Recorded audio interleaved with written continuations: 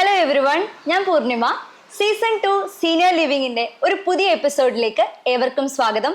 ഇന്ന് നമ്മൾ പരിചയപ്പെടാൻ പോകുന്നത് ഒരു സ്പെഷ്യൽ ഗസ്റ്റ് ആണ്. വയസ്സിനെ വെറും എണ്ണമാക്കി മാറ്റിയ, മനസ്സുകൊണ്ടും ശരീരം കൊണ്ടും ശക്തിയുള്ളതാക്കി മാറ്റിയ ഒരു സാറാണ് നമ്മളോടൊപ്പം ഉള്ളത്. I invite Mister Ayyappan to the interview.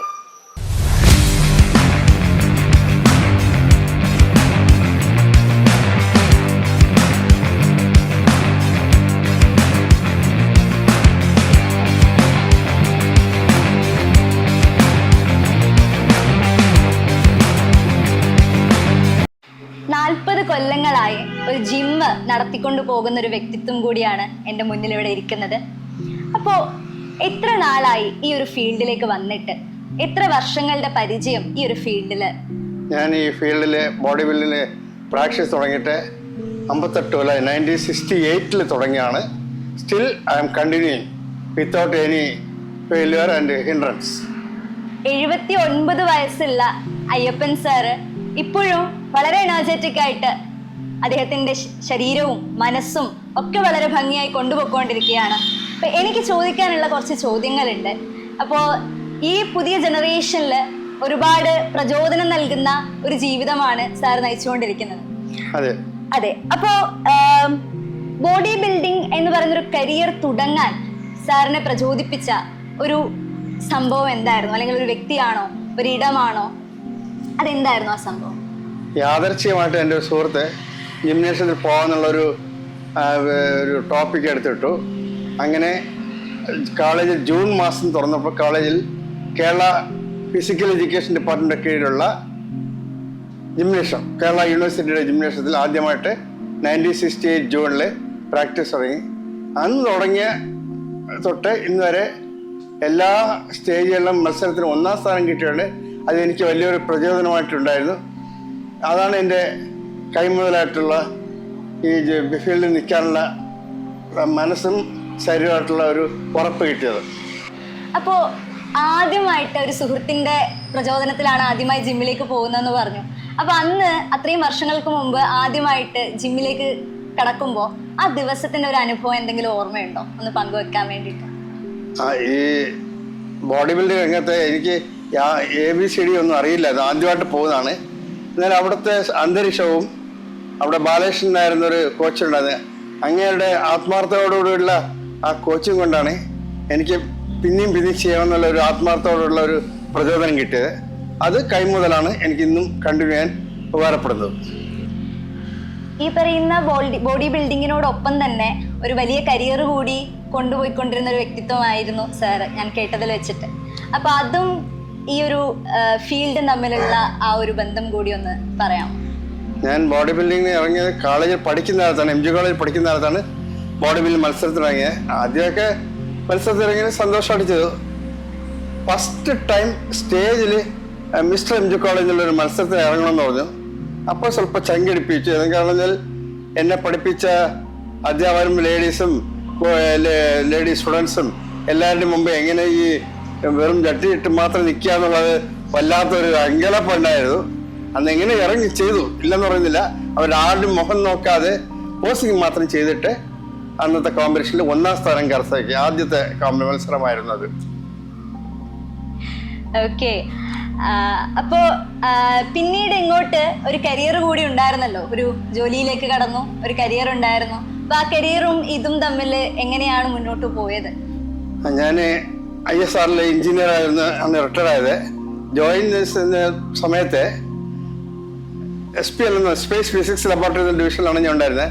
അവിടുത്തെ എൻ്റെ കൊളീഗിൻ്റെ ഒക്കെ ആത്മാർത്ഥമായിട്ടുള്ള ഒരു സഹകരണവും പ്രോത്സാഹവും കിട്ടിയതുകൊണ്ട് ഈ പ്രാക്ടീസ് ചെയ്യാൻ നല്ലൊരു സമയം ഒത്തുകിട്ടി.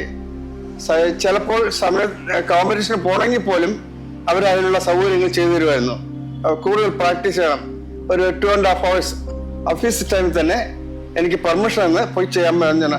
അങ്ങനെ മാക്സിമം എന്നെ പ്രചോദനം തന്ന് അവരൊക്കെ ഈ നിലയിൽ എത്തിക്കാൻ വേണ്ടി ആകർഷം ചെയ്യും. ഇപ്പോഴത്തെ ജനറേഷനിൽ ഒരുപാട് പേരും ഒരു നല്ല ഇതുപോലെയൊക്കെയുള്ള നല്ലൊരു ബോഡി ബിൽഡർ ആകണം എന്നുള്ള സ്വപ്നങ്ങളൊക്കെ വെച്ചുകൊണ്ട് വരുന്ന ഒരുപാട് കുട്ടികളുണ്ട്. ഒരുപാട് യുവാക്കളുണ്ട്. അപ്പോ അവരോടൊക്കെ എന്താണ് പറയാനുള്ളത്? അവരോടൊരു നിർദ്ദേശമായിട്ട് എന്താണ് വെക്കാനുള്ളത്? ഈ ബോഡി ബിൽഡിംഗ് എന്ന് പറഞ്ഞു കഴിഞ്ഞാല് നല്ല ഡെഡിക്കേറ്റഡ് ആയിട്ടുള്ളവർക്ക് ബോഡി ബിൽഡിംഗ് മാക്സിമം അച്ചീവ് ചെയ്യാൻ പറ്റും. അപ്പൊ കൈമുതലായിട്ട് വേണ്ട ഡെഡിക്കേഷൻ, ആത്മാർത്ഥമായിട്ട് ബോഡി ബിൽഡിംഗ് ചെയ്യുകയാണെങ്കിൽ തീർച്ചയായിട്ടും സ്റ്റേറ്റ് ലെവൽ, നാഷണൽ ലെവലിലൊക്കെ നമുക്ക് അവസരങ്ങൾ കിട്ടും, നല്ല പൊസിഷനിൽ വരികയും ചെയ്യാം. ഒറ്റ പ്രധാനമായിട്ട് വേണ്ടത് ഡെഡിക്കേഷൻ, ആത്മാർത്ഥത്തോടെ ചെയ്യാനുള്ള ഒരു മനസ്സുണ്ടായിരിക്കണം. എന്നാൽ മാത്രമേ ഈ രംഗത്ത് നമുക്ക് ഉദ്ദേശിക്കുന്ന ഫലം കിട്ടുള്ളൂ. ജീവിതത്തില് ഇങ്ങനെ കണ്ടിന്യൂ ചെയ്തുകൊണ്ട് വന്ന ഒരു ജീവിത ശൈലി എങ്ങനെയായിരുന്നു? ഭക്ഷണമാണെങ്കിലും റൊട്ടീൻ ആണെങ്കിലും, ഇപ്പൊ രാവിലെ ഇത്ര മണിക്ക് എഴുന്നേറ്റ് പ്രാക്ടീസ് ചെയ്ത് അങ്ങനെ ഒരു റൊട്ടീൻ ഉണ്ടാവുമല്ലോ, അതെങ്ങനെയായിരുന്നു മുന്നോട്ട് കൊണ്ടുപോയിക്കൊണ്ടിരുന്നത്? ആദ്യകാലങ്ങൾ പ്രാക്ടീസ് ചെയ്യാൻ നേരത്തെ വൈകിട്ട് മാത്രമാണ് പ്രാക്ടീസ് ചെയ്യുന്നത്. കാലത്ത് കോളേജിൽ പോയിട്ട് കോളേജിൽ നിന്ന് നേരെ കേരള യൂണിവേഴ്സിറ്റി ഫിസിക്കൽ എഡ്യൂക്കേഷൻ ഡിപ്പാർട്ട്മെന്റിൽ പ്രാക്ടീസ് ചെയ്യും. പിന്നെ 1975 ഏപ്രിലിൽ ISRൽ ജോയിൻ ശേഷം കാലത്ത് ഒരു 5:30 തൊട്ട് ഒരു 7 മണി വരെ പ്രാക്ടീസ് ചെയ്യും. വൈകിട്ട് വന്നിട്ട് പിന്നെയും ഒരു 1.5 മണിക്കൂർ പ്രാക്ടീസ് ചെയ്യും. അപ്പം ഇതിനുള്ളതൊക്കെ സമയങ്ങൾ കണ്ടെത്തി ആത്മാർത്ഥത ചെയ്യാനുള്ള കാര്യം കുടുംബത്തിൽ നിന്ന് അതിന് വേണ്ട പ്രോത്സാഹനങ്ങളും എനിക്കുണ്ടായിരുന്നു. അവരുടെ പ്രോത്സാഹനമാണ് ഇത് എനിക്ക് കണ്ടിന്യൂ ചെയ്യാനുള്ള ഒരു അടിസ്ഥാന കിട്ടിയത്. അതെ അതെ. ഭക്ഷണ രീതിയെ പറ്റി എന്താണ് പറയാനുള്ളത്? ഇപ്പോഴത്തെ ഒരു ഫാസ്റ്റ് ഫുഡ് ഈറയില്, ജങ്ക് ഫുഡ് ഈറയില് ഇവിടുത്തെ യുവാക്കളോട് എന്താണ് പറയാനുള്ളത് ഈ ഭക്ഷണ രീതിയെ പറ്റി? ഇപ്പോഴത്തെ യുവാക്കളോട് ഭക്ഷണ രീതിയെ കുറിച്ച് പറഞ്ഞു കഴിഞ്ഞാൽ ഒരുപക്ഷെ അവരതിനോട് എഗ്രി ചെയ്യില്ല. ഞാൻ പ്യുവർ വെജിറ്റേറിയനാണ്. പാലും കപ്പലണ്ടിയും ഗ്രീൻ പീസും ഈ ബട്ടറും ഇതൊക്കെ കഴിച്ചിട്ടാണ് ഈ ബോഡി ബിൽഡിങ് ഞാൻ സ്റ്റാർട്ട് ചെയ്തത്. അന്ന് ധാരാളം ആഹാരം കഴിക്കുമായിരുന്നു. പാലൊക്കെ ഡെയിലി 2 ലിറ്ററോളം പാല് കഴിക്കും. ഇപ്പം ഇന്നത്തെ യുവാക്കൾക്ക് ഞാൻ ആ ആഹാരത്തിനെ കുറിച്ച് പറയണമെങ്കിൽ അവർക്ക് അത്ര താല്പര്യം കാണാൻ സാധ്യത കുറവാണ്. കാരണം കാലഘട്ടത്തിനനുസരിച്ച് ഇപ്പോൾ ബോഡി ബിൽഡിങ്ങിന് ഒരുപാട് അവന്യൂകൾ വന്നിട്ടുണ്ട്. സ്റ്റെറോയിഡ്സും പ്രോട്ടീൻ പൗഡറും ഇഞ്ചക്ഷനുള്ള കാലത്ത് വളരെ ബുദ്ധിമുട്ടില്ലാതെ ബോഡി ബിൽഡിങ് ഒരു സ്ഥാനം നേടാൻ പറ്റും. ഞാൻ ചെയ്യുന്ന കാലത്ത് ഇതൊന്നുമില്ല, സാധാ കപ്പലണ്ടിയും പാലും മാത്രമാണ്. അപ്പോൾ അതുകൊണ്ട് ഇന്നത്തെ കാലത്ത് യുവാക്കൾക്ക് ഞാൻ പറയുന്നതിൻ്റെ അഭിപ്രായത്തിൽ എത്ര കണ്ട് അക്സെപ്റ്റ് ചെയ്യുന്നുള്ള പറയാൻ പറ്റില്ല. ഇപ്പോഴത്തെ തലമുറയിൽ നോക്കുകയാണെങ്കിൽ ഈ ഒരു ബോഡി ബിൽഡിംഗ് മേഖലയിലേക്ക് ഒരുപാട് സ്ത്രീകളും കടന്നു വരാറുണ്ട്. ലേഡീസും കുട്ടികളും, പെൺകുട്ടികളും ആൺകുട്ടികളും ഒക്കെ ഒരുപോലെ കടന്നു വരുന്ന ഒരു മേഖലയായി മസിൽ ബിൽഡിംഗ് അല്ലെങ്കിൽ ഈ ജിം എന്നുള്ളൊരു സിസ്റ്റം മാറിയിട്ടുണ്ട്. അപ്പൊ അതിനെ പറ്റി എന്താണുള്ള അഭിപ്രായം? ഇപ്പോഴത്തെ കാലത്ത് ലേഡീസും ബോയ്സും ഗേൾസും എല്ലാവരും ജിംനാസ്റ്റിക്കിലോട്ട് വരുന്നുണ്ട്. അത് ഏറ്റവും നല്ലൊരു സൂചനയാണ്. ഒന്നുമില്ലെങ്കിലും ബോഡി ബിൽഡിംഗ് മസ്കുലർ അല്ലെങ്കിലും അവർക്ക് ആരോഗ്യപരമായ രീതിയിൽ അവരുടെ ജീവിതക്രമം കൊണ്ടുപോകാൻ പറ്റുന്നുണ്ട്. അല്ലാതെ തന്നെ ആരോഗ്യം കുറച്ചുകൂടെ ബെറ്റർ ആക്കാൻ വേണ്ടി കുറെ ടൈം ഇതിലേക്ക് കണ്ടെത്തുന്നതന്നെ വലിയൊരു നേട്ടമാണ്. ലേഡീസ് ആയാലും അവർക്ക് പിള്ളേരെ നോക്കണം, ബാക്കി ഓഫീസ് പണി, എന്നിട്ട് ഇത്രയും അവസ്ഥകളിലും അവർ ജിംനേഷ്യം സമയം കണ്ടെത്തി അവർ ചെയ്യുന്നത്. അതിൻ്റെ ആയിട്ടുള്ള നേട്ടങ്ങൾ അവർക്കുണ്ട്. ഈ നമ്മൾ ബോഡി ബിൽഡിംഗ് ചെയ്യുമ്പോഴും അല്ലെങ്കിൽ എക്സസൈസുകൾ ചെയ്യുന്നു, ജിമ്മുകളിൽ പോകുന്നു, സമയം കണ്ടെത്തി പോകുന്നു, ഈ സമയങ്ങളിലൊക്കെ നമ്മുടെ ശരീരാരോഗ്യവും മാനസിക ആരോഗ്യവും തമ്മിൽ എന്തെങ്കിലും ബന്ധമുണ്ടോ? ശരീരാരോഗ്യം മാനസികാരോഗ്യത്തിനെ എങ്ങനെയാണ് ബാധിക്കുന്നത്? അതായത് സ്വസ്ഥമായ ബോഡിയിൽ ഒരു നല്ലൊരു മനസ്സുണ്ടാകുന്ന ഒരു പഴഞ്ചൊല്ലുണ്ട്.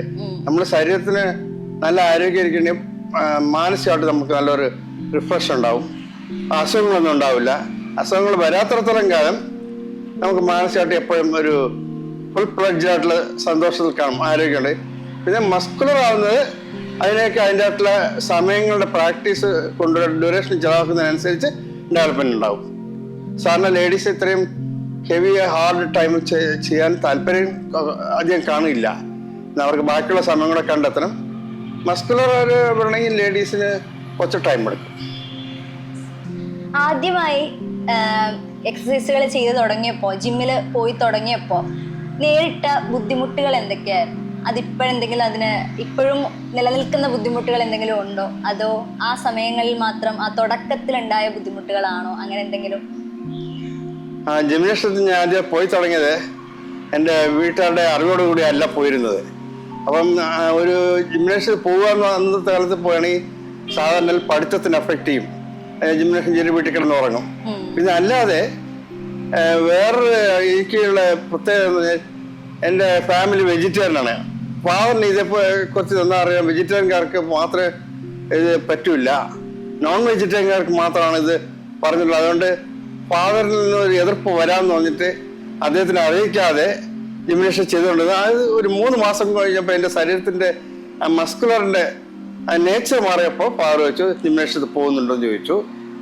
അപ്പോൾ ഞാൻ ആദ്യം പോകുന്നില്ല, അപ്പോൾ ഇത്ര ലേറ്റ് ആവുന്ന കാര്യം കെമിസ്ട്രി ലാബ് ആയതുകൊണ്ട് ലാബിൽ പ്രാക്ടിക്കൽ തീരാതെ 5-5:30 ആവും, അതുകൊണ്ട് താമസിക്കുന്നത്. ഒരു 3 മാസം വരെ ഞാൻ പറഞ്ഞ സ്റ്റേറ്റ്മെന്റ് പിടിച്ചിരുന്നു. അത് കഴിഞ്ഞാൽ പറഞ്ഞില്ല, ഇതിൻ്റെ മസിലൊക്കെ വന്നു തുടങ്ങി, ഇത് പ്രാക്ടീസ് ചെയ്യുന്നു പറഞ്ഞു. അങ്ങനെയാണ് ആദ്യത്തെ ആ ഒരു ഫാറിൽ നിന്ന് കിട്ടുന്ന പ്രതികരണം. തുടങ്ങിയ സ്ഥിതിക്ക് കണ്ടിന്യൂ ചെയ്യുക, എന്നാൽ കടുപ്പാട്ടം ചെയ്യാൻ പോകരുത്. അത് നമുക്ക് പറഞ്ഞിട്ടുള്ളതല്ല, നോൺ വെജിറ്റേറിയൻ കഴിക്കുന്നവർക്കാണ് ഇത് കൂടുതലും ഉപകാരപ്പെടുന്നത് പറഞ്ഞു. ഇതാണ് എനിക്ക് കിട്ടിയ അഡ്വൈസ്, എൻ്റെ ഫാദറിൽ നിന്ന് കിട്ടിയ അഡ്വൈസ്. അപ്പൊ അങ്ങനെ കുറച്ച് സാമൂഹികമായിട്ടുള്ള കുറച്ച് വെല്ലുവിളികളും ഉണ്ടായിരുന്നു. ഇങ്ങനെ നോൺ വെജ് കഴിക്കുന്നവർക്ക് മാത്രമേ ജിമ്മുകളിൽ പോകാനും മസിൽ ബിൽഡ് ചെയ്യാനും പറ്റുള്ളൂ എന്നുള്ള ഒരു കാഴ്ചപ്പാടുകൾ ഉണ്ടായിരുന്ന ഒരു സമൂഹമായിരുന്നു അല്ലേ?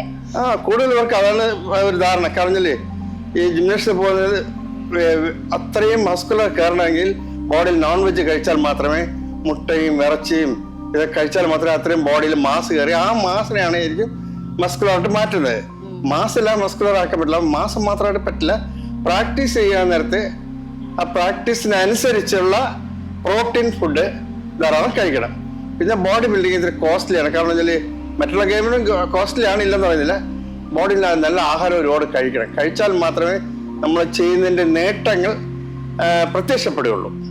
സാറിന്റെ ജീവിതത്തില് ഏറ്റവും അഭിമാനം തോന്നിക്കുന്ന അല്ലെങ്കിൽ ഇപ്പോഴും മനസ്സിൽ ആ ഒരു അഭിമാനത്തോടെ ഓർക്കുന്ന ഒരു അനുഭവം എന്താണ്? ഒരു വിജയം എന്താണ്?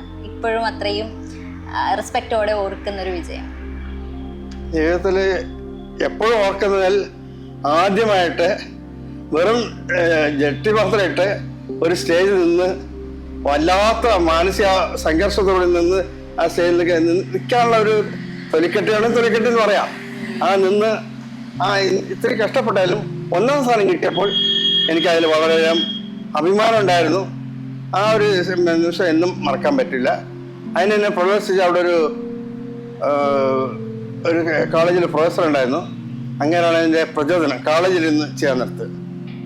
ഇത്രയും വർഷങ്ങളുടെ അനുഭവവും ഇത്രയും വർഷങ്ങളുടെ വിജയങ്ങളും ഒക്കെ ഉണ്ടായിട്ടും സാറിനോട് ചോദിച്ചപ്പോൾ ഏറ്റവും അഭിമാനത്തോടുകൂടി ഇപ്പോഴും ഓർക്കുന്നൊരു വിജയം ഏതാണെന്ന് ചോദിച്ചപ്പോൾ ആ തുടക്കത്തിലെ വിജയമാണ് ഇപ്പോഴും പറഞ്ഞത്.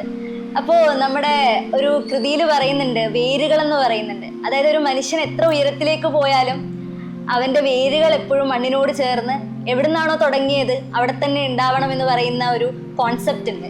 അപ്പൊ അത്രയും മനോഹരമായിട്ട് ജീവിതത്തെ നോക്കിക്കാണുന്ന ഒരു മനുഷ്യൻ കൂടിയാണ് മിസ്റ്റർ അയ്യപ്പൻ. ഒരുപാട് സന്തോഷം സർ ഈ ഒരു നിമിഷത്തിൽ ഇങ്ങനെ സംസാരിക്കാൻ കഴിഞ്ഞതിൽ. Thank you. Season 2 senior living ഈ ഒരു എപ്പിസോഡ് ഇവിടെ അവസാനിക്കുകയാണ്. Be ready, stay tuned for the next video. Signing off, Purnima. Thank U.